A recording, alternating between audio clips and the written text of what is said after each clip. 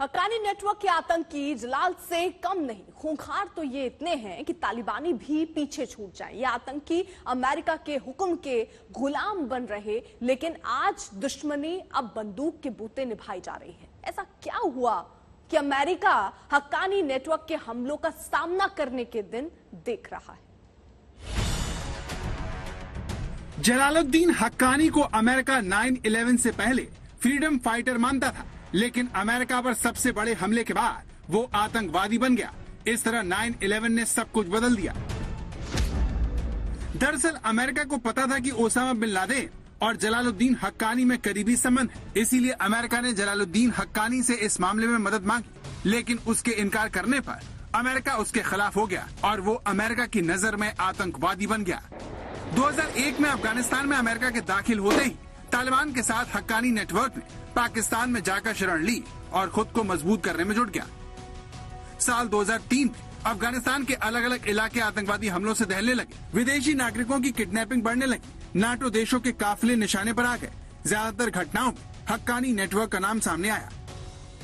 काबुल से भागकर पाकिस्तान आने के बाद जलालुद्दीन हक्कानी की तबीयत बिगड़ने लगी और उसके आतंकवादी नेटवर्क की कमान उसके बड़े बेटे सिराजुद्दीन हक्कानी ने संभाली, जिसने अमेरिका और उसके सहयोगी देशों को एक के बाद एक हमलों से परेशान कर दिया।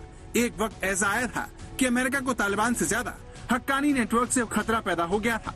इस तरह जलालुद्दीन हक्कानी ने जो आतंक का नेटवर्क 1980 के दशक में अमेरिकी पैसे से खड़ा किया था, उसे धर्म और कट्टरता की खुराक से जिंदा रखा।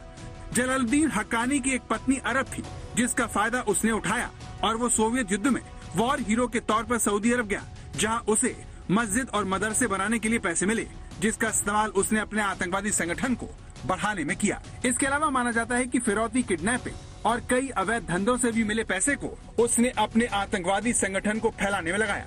हक्कानी नेटवर्क की असली ताकत उसे पाकिस्तान से मिलने वाली मदद है। हक्कानी नेटवर्क का मुख्यालय आज भी उत्तरी वजीरिस्तान में है। इसीलिए जब अफगानिस्तान में सरकार बनाने की प्रक्रिया शुरू हुई तो आईएसआई ने अपनी सारी ताकत सिराजुद्दीन हक्कानी के पीछे लगा दी और उसे तालिबान सरकार में गृह मंत्री बनाया।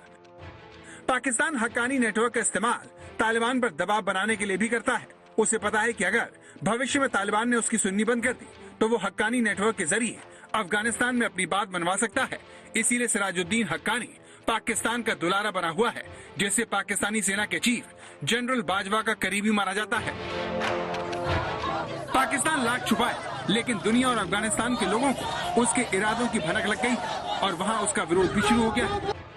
पाकिस्तान के खिलाफ ही नाराजगी इसीलिए भी क्योंकि उसने ही बरसों तक तालिबान को जिंदा रखा और अब उसके ही इशारों पर आतंकवादियों को मंत्री और प्रधानमंत्री बनाया जा रहा है, जिनके लिए पढ़ाई लिखाई काला अक्षर भैंस बराबर है।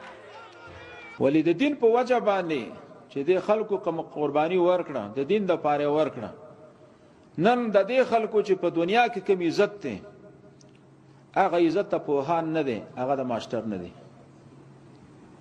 دنیا کې چې د چا سره هر څومره ډېری ډیګریانی هغه ته په دنیا کې هغه عزت نه دی حاصل، نن کوم عزت چې مولا او طالب ته د افغانستان په سرزمین باندې حاصل نه. ये बयान बताता है कि तालिबान और पाकिस्तान मिलकर अफगानिस्तान को कैसे चलाने वाले हैं, क्योंकि जब बुद्ध की प्रतिमाएं तोड़ने वाला तालिबान का प्रधानमंत्री हो और सिराजुद्दीन हक्कानी जैसा गृह मंत्री, तो फिर उस देश का भगवान ही मालिक है। आज तक ब्यूरो।